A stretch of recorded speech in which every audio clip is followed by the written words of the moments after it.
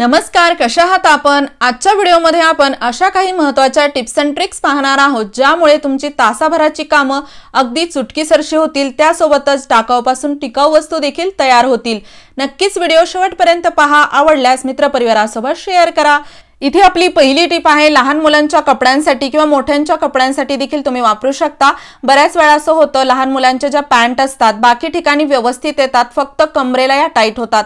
आता लांबीला देखील पॅन्ट चांगली आहे किंवा मांडीच्या तिथे देखील व्यवस्थित येत आहे, फक्त कमरेला टाईट होत आहे म्हणून याला आपण फेकून द्यायलाही थोडंसं टाळाटाळ करतो। पण जर मुलांना आपण जबरदस्तीने हे घातली तर त्यांना खूप जास्त त्रास होतो। तर त्यासाठी एक छोटीशी ट्रिक आहे, जेणेकरून तुम्हाला ही पॅन्ट असो किंवा शॉर्ट असो फेकून द्यायची गरज पडणार नाही।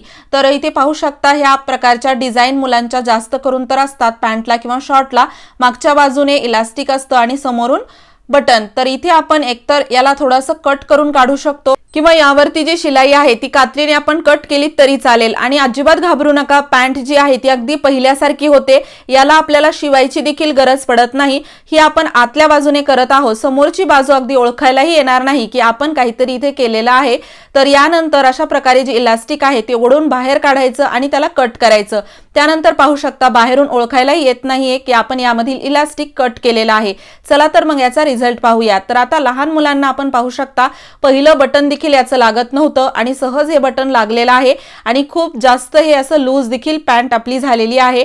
त्यानंतर पहा, दुसऱ्या बटनवरती देखील व्यवस्थित आपण याला लावू शकतो, अगदी ओळखायलाही येणार नाही की या ठिकाणी आपण इलास्टिक कट करून ही पॅन्ट लूज केलेली आहे। आणि मागच्या बाजूने तुम्ही पाहू शकता, या ठिकाणी आपण कट केलेला भाग आहे, तर ओळखायलाही येत नाही। तुम्हाला हवं असेल तर आपण आतल्या बाजूने जे इलास्टिक बाहेर काढलं होतं त्या ठिकाणी सुई दोऱ्याने 1-2 धागे टाका, जेणेकरून ते बंद होईल। पण मला तरी तशी काही गरज वाटत नाही। पाहू शकता, जी पॅन्ट आपण टाईट होत आहे म्हणून फेकून देणार होतो त्याला आपण एका छोट्याशा ट्रिकने वापरू शकतो। यानंतरची आपली टिप आहे स्मार्टफोन साठी। आजकाल सर्वांकडे स्मार्टफोन आहेत आणि त्यामधील सिम काढायचं म्हणलं तर मोबाईल जेव्हा आपण नवीन घेतो त्यासोबत एक छोटीशी पिन येते, त्यानेच यामधील सिम काढलं जातं।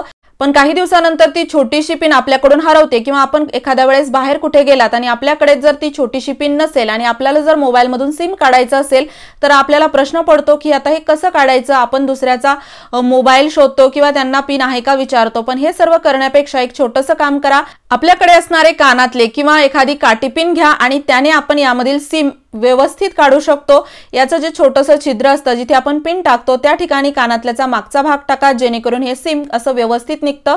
पाहू शकता किती सोपी ट्रिक आहे। काटेपिनने देखील आपल्याला हा भाग अगदी सहज काढता येतो। नक्कीच तुमच्यासोबत हा प्रॉब्लेम कधी ना कधी झाला असेल तर या पद्धतीने दूर करा। इमर्जन्सीच्या वेळी तुम्हाला ही ट्रिक खूप कामी येईल। आणि ट्रिक आवडली असेल तर मित्रपरिवारासोबत शेअर करा। आपल्या सर्वांकडेच कानातले किंवा काटेपिन नक्कीच असते, बाहेर आपण कुठे जरी गेलो तरी, तर त्यावेळेस तुम्हाला ही ट्रिक खूप कामी येईल। नक्की ट्राय करा। त्यासोबतच तुम्ही हा व्हिडिओ कोणत्या गावातून किंवा शहरातून पाहत आहात ते मला कमेंट बॉक्समध्ये सांगायला विसरू नका, जेणेकरून माझा व्हिडिओ कुठे कुठे पोहोचला मला ते कळेल। यानंतरची आपली टिप आहे, आपण मुलांच्या टिफिन बॅगमध्ये अशा प्रकारचे रुमाल, नॅपकिन त्यांना हात पुसण्यासाठी देतो, पण 2-3 दिवसातच एक रुमाल हरवून मुले घरी येतात आणि परत आपल्याला दुसरा नवीन रुमाल द्यावा लागतो। नक्कीच सर्व महिलांना हा त्रास होत असेल, पण यानंतर तुमची ही समस्या दूर होणार आहे, कारण की मुलं यानंतर अजिबात रुमाल हरवून येणार नाहीत। त्यासाठी एक छोटीशी ट्रिक फॉलो करा। तर जेव्हा आपण मुलांच्या टिफिन बॅगमध्ये किंवा बॅगमध्ये अशा प्रकारचा रुमाल देतो त्यांना हात पुसण्यासाठी, तर त्यासाठी आपल्याला एक त्याचा कोपरा घ्यायचा आहे आणि काटेपिन घ्यायची आहे। यापेक्षा छोटी काटेपिन असेल तर अजूनच छान। आणि काटेपिन कोपऱ्यावरती अशी लावा आणि ही काटेपिन आपल्याला लावायची आहे बॅगमध्ये या ठिकाणी लावा, जेणेकरून चैनच्या जवळच ती राहील, म्हणजे हात पुसण्यासाठी व्यवस्थित बाहेर देखील ती येईल। तर अशा पद्धतीने इथे मी ही नॅपकिन लावलेली आहे। आता आपण बॅगची चैन व्यवस्थित लावायची आहे आणि मुलांना यामध्ये असं सांगून ठेवा की जेव्हा तुम्ही यामध्ये हात पुसायला घेता नॅपकिन, त्यावेळेस बॅग तर त्यांच्या जवळच असते, फक्त अशी नॅपकिन बाजूला काढून हात पुसायचा आणि परत ही नॅपकिन यामध्ये ठेवून द्यायची। तुमची जर खूप छोटी मुलं असतील, तुम्हाला जर वाटत असेल की काटेपिन हाताला मुलांच्या लागू शकते, एखादी मुलं खूप खोडकर असतात, काढून काहीतरी दुसरंच करतील, तर त्यासाठी एक छोटंसं काम करा। या ठिकाणी तुम्ही काटेपिनऐवजी सुई दोऱ्याने 2-3 धागे टाकून नॅपकिन आतल्या बाजूने शिवून घ्या, जेणेकरून नॅपकिन निघणार नाही आणि सारखं सारखं तुम्हाला नवीन नॅपकिन घ्यायची गरज पडणार नाही। यानंतरची आपली टिप आहे, पोहे आपण बाजारातून आणले की बऱ्याच वेळा काय करतो, डब्यामध्ये भरून ठेवून देतो, पण त्यामुळे आपले जे पोहे आहेत ते लवकरच खराब होतात, कारण की दुकानात देखील किती दिवसापासून हे ठेवलेले आहेत सांगता येत नाही। तर नेहमी एक छोटंसं काम करा, अशा प्रकारची जी एखादी तुमच्याकडे चाळणी असेल किंवा जाळी असेल त्यामध्ये पोहे टाकून थोडेसे चाळून घ्या, जेणेकरून यामध्ये जर छोटे छोटे काही सुरुवातीलाच किडे होत असतील तर ते देखील गळून पडतात आणि आपले जे पोहे आहेत ते जास्त दिवस टिकून राहतात, किंवा असा बारीक चुरा जो असतो, धूळ जी असते ती पूर्ण निघून जाते आणि आपले पोहे स्वच्छ होतात। नक्की ट्राय करा, यामुळे तुमचे पोहे छान स्वच्छ तर होतीलच पण भरपूर दिवस टिकतील देखील। आणि हो, चॅनलवर नवीन असाल सबस्क्राइब नक्की करा, अशाच उपयोगी व्हिडिओज मी तुमच्यासाठी घेऊन येत राहते।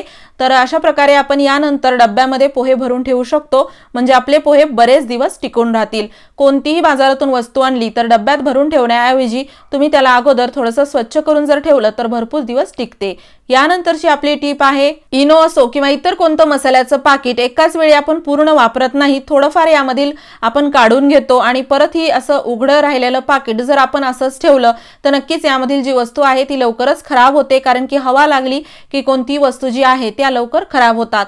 तर एक छोटीशी ट्रिक आहे, आता यासाठी आपण एक वेगळी पॉलिथिन घेऊन त्यामध्ये ठेवा, यामध्ये भरपूर जागा लागते किंवा पॉलिथिन शोधाशोध करावी लागते आणि व्यवस्थित ते दिसतही नाही। त्यासाठी तुम्हाला जर याला व्यवस्थित ठेवायचं असेल, फ्रेश जशाला तसं, तर एखादा चाकू किंवा चमचा गरम करून घ्या आणि या ठिकाणी जिथून आपण उघडलेलं आहे हे पाकिट त्या ठिकाणी आपल्याला हे असं गरम चमचा दाबून घ्यायचा आहे, जेणेकरून हे पूर्ण असं सील पॅक होतं, अजिबात यामध्ये हवा जात नाही आणि पाहू शकता यामधून एक कणही बाहेर येत नाही। यामुळे आपल्या या महागाच्या वस्तू ज्या असतात त्या खराब होत नाहीत। कोणतंही पाकिट असो, जसं चहा पावडर आपण पूर्ण काही एकाच वेळी वापरत नाही, तर त्यासाठी देखील तुम्ही ही ट्रिक वापरू शकता।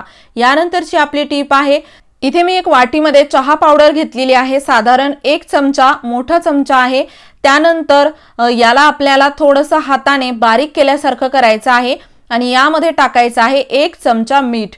इथे आपण 1 चमचा किंवा त्यापेक्षा कमी जास्त थोडंसं मीठ टाकू शकतो आणि चहा पावडर मध्ये मीठ टाकताच तुमच्या भरपूर अडचणी दूर होणार आहेत। तर यामध्ये आपण मीठ यासाठी टाकलेलं आहे, मिठामुळे चहा पावडर मध्ये थोड्या दिवसानंतर ओलसरपणा येऊ शकतो आणि जसं जसं चहा पावडर मध्ये ओलसरपणा येत राहील तर त्याचा वास जो आहे तो अजूनच छान तीव्र येतो आणि चहा पावडरचा सुगंध जो आहे तो खूप दिवस टिकूनही राहतो आणि लांबूनच येतो। तर यासाठी मी यामध्ये मीठ टाकलेलं आहे, जेणेकरून चहा पावडर थोडीफार ओली राहील आणि यामधून वास येत राहील। तर नक्की तुम्ही या दोन वस्तू मिक्स करा आणि त्यानंतर आपल्याला एखादा पेपर घ्यायचा आहे, टिश्यू पेपर वापरला तरी चालेल आणि यामध्ये हे पूर्ण मिश्रण आपण असं टाकलेलं आहे।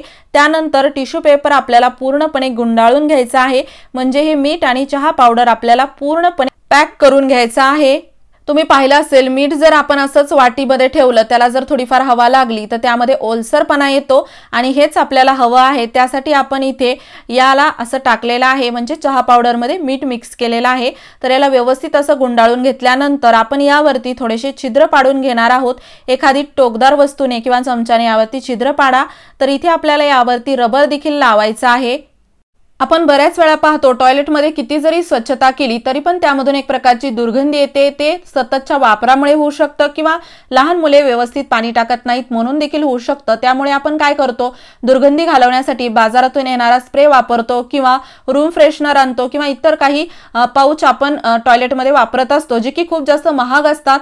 पण हे छोटंसं आपण तयार केलं एक सोल्युशन म्हणू शकता, किंवा पावडर तुम्ही जर टॉयलेटमध्ये ठेवलं तर नक्कीच तुमच्या टॉयलेटमधून कधीच दुर्गंधी येणार नाही आणि भरपूर दिवसासाठी यामधून छान सुगंध येत राहतो। नक्की ट्राय करा, खूप छान तुम्हाला याचा रिझल्ट पाहायला मिळेल। तुम्हाला हा व्हिडिओ कसा वाटला मला कमेंट बॉक्स मध्ये नक्की सांगा। व्हिडिओ आवडला असेल लाईक करा, शेअर करा, चॅनलवर नवीन असाल सबस्क्राइब नक्की करा। पूर्ण व्हिडिओ पाहिल्याबद्दल मनापासून धन्यवाद।